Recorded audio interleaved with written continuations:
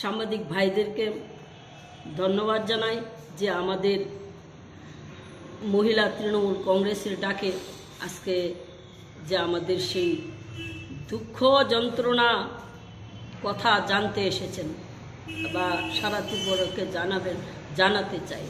দেখেন, আমরা 2023 জুন মাসে আমরা যখন ত্রিপুরা রাজ্যে 19টি দর্শনের সরকারিভাবে মামলা হয়েছে এবং 81টা মহিলাদের উপর অত্যাচার হয়েছে, এগুলা মহিলা কমিশন এবং থানায় অভিযোগ। সেই সময় ঠিক, কারণ আমরা সমাজে কাজ করি, আমাদের যে নেত্রী আছেন আমাদের মাননীয় মমতা ব্যানার্জি, ওনার শিক্ষায় আমরা শিক্ষিত, যে ওনার দলটা করি।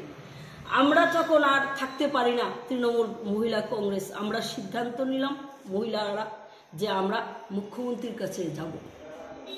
মুখ্যমন্ত্রীকে আমরা 2023 সালের জুন মাস থেকে একের পর এক চিঠি দিতে দিতে আমরা 6খানা যখন চিঠি দিয়েছি, 6খানা চিঠির একটা উত্তর পেয়েছি।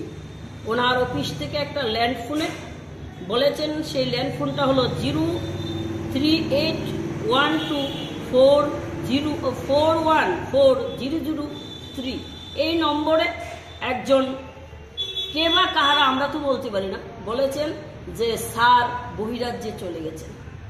ঠিক যখন 7 নাম্বার চিঠি দিতে গিয়ে আমি রুমে গিয়েছিলাম, সরকারি রুমে যাওয়ার পর আমি পিএ সাহেবকে জিজ্ঞেস করেছিলাম যে দেখুন, আমাদের এই রাজ্যের মুখ্যমন্ত্রী ভীষণ ভালো, একজন ডক্টর মানে ভগবান, উনি খুব ভালো মানুষ। আমরা 7খানা চিঠি দিলাম ইউতি, তিনি আমাদেরকে 30 মিনিট সময় দিতে পারছেন না। তার জন্য আমি মহিলারা অবাক হচ্ছি। আর ওনার সঙ্গে আমার ব্যক্তিগত, আমি পেশেন্ট হিসাবে ওনার সঙ্গে আরও 7বার উনি দেখেছে, কিন্তু 7বার উনি আমাকে পেশেন্ট হিসাবে দেখেছে, কিন্তু উনি আমার থেকে 1 টাকাও ভিজিট নেয় না। কিন্তু আমার ওনাকে শেষবারের মতন খুব ভালো লেগেছিল ডক্টর, আজকে আমাদের মাননীয় মুখ্যমন্ত্রী ডক্টর মানিক সাহাকে, ওনাকে যখন আমি ভিজিট দিতে গিয়েছিলাম, উনি আমাকে বলেছিলেন কি আপনাকে একটু চিকিৎসা করতে পারতাম না বিনা পয়সায়। সেই দিন আমি, যেদিন ডক্টর মানিক শাহ ত্রিপুরার যে মুখ্যমন্ত্রী হয়েছেন, সেদিন আমি সবচেয়ে খুশি হয়েছিলাম। জিজ্ঞেস করেছিলাম, উনি বললেন না না ম্যাডাম, সব চিঠি আমরা স্যারের কাছে পাঠিয়ে দিই। দেখুন, ঠিক 15 দিনের পর আমি অফিসের আইন ভঙ্গ করেছি, সমনাশা আইন ভঙ্গ করেছি, 7 দ্বারা হয়েছে আমার নামে। ঠিক আছে, 8 নাম্বার সিটি ওরা ভাবছে আমি ভয় পাই। পান্নাদেব জীবনটা সমাজের জন্য, পরিবারের জন্য লুটিয়ে দিয়েছি, আর বাকি জীবনটা লুটাতে চাই, তাই আমি 1 ফুটা ওদেরকে ভয় পাইনি। 7-এর পর আরও 3টে চিঠি আমরা দিয়েছি, 3টে চিঠি, 3টা চিঠির মধ্যে উত্তর দিয়েছেন। লাস্ট চিঠি আমরা 2024 সালে 24 তারিখ যেই চিঠিটা দিয়েছি, সেই চিঠিটার মধ্যে লিখেছিল আমরা 29শে জানুয়ারি বেলা 2 ঘটিকা 5 জন প্রতিনিধি দল আপনার সঙ্গে সাক্ষাৎ করব আপনার সচিবালয়ে। ঠিক যখন আমরা আর সেই নাম্বারে, ল্যান্ডফোনের নাম্বারে ফোন না পেয়ে আমরা বড় আনন্দিত হয়েছিলাম যে এতদিনে মুখ্যমন্ত্রী আমাদের প্রতি একটা দয়া হয়েছেন। আমরা ওনার কাছে বলতে পারুন যে মহিলারা, ত্রিপুরা রাজ্যের মহিলারা সুরক্ষা নয়, আপনারা যে সুশাসন বলছেন সুরক্ষা নয়। কিন্তু ঠিক যথাসময়ে আমরা গেলাম, গিয়ে বিধানসভায় ওনার মানে অ্যাসেম্বলির গেটে যখন দাঁড়িয়ে,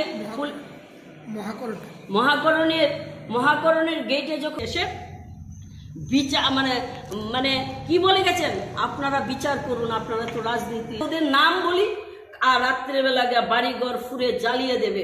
সবচেয়ে করুণ দৃশ্য হলো 18 বার একটা আবার সেই মহিলা ছিলেন, তখন ওনার বাড়িতে দাঁড়িয়ে প্রতিশ্রুতি দিয়েছিলেন, এইবার যদি আমি আবার মুখ্যমন্ত্রী হই সবার আগে আপনার ছেলেকে চাকরি দেব। আর 18 বার উনি গিয়েছেন, 18 বার অপমান করেছেন। আপনারা ওরা যে সুশাসন প্রথম ধাপ শেষ হয়ে গেছে, দ্বিতীয় ধাপে সুশাসন, মহিলারা সুরক্ষা নয়, আপনারা মহিলাদের সুরক্ষা নয়। আমি আমার মাননীয় সম্মানীয় মুখ্যমন্ত্রী সাহেবকে জানান দিতে চাই, আমরা 2023 সালের নির্বাচনে দেখেছি মহিলা কমিশন, মহিলা চেয়ারপারসন, যিনি ত্রিপুরার মহিলাদের দায়িত্ব রক্ষা করার দায়িত্ব, সুরক্ষা রাখার দায়িত্ব যিনি বর্ণালী গোস্বামী, ওনাকে চুলে টানে রাস্তায়, ওপেন রাস্তায় কিল ঘুষি মেরেছে। মুখ্যমন্ত্রীর বোনকে দাও দিয়ে কুবিয়েছে। এটা কি সুশাসনের নমুনা? আপনারা এই দেখেন আমাদের চিঠিগুলো, আমরা চিঠি দিয়েছি, এখানে 5খানা, 4খানার উত্তর পেয়েছি, আর এখানে 5খানা, আমরা 10খানা চিঠি দিয়েছি তাদেরকে। এই যে 10খানা চিঠি। এখন কি চান আপনারা? আমরা চাই যে ত্রিপুরায় সুশাসন নয়, কুশাসন চলছে। মুখ্যমন্ত্রীকে সম্মান এবং আমি শ্রদ্ধা করতাম, উনি শ্রদ্ধার পথটা হারিয়ে গেছেন, উনি ভুলে গেছেন যে সেই রাজ্যে কুশাসন চলছে।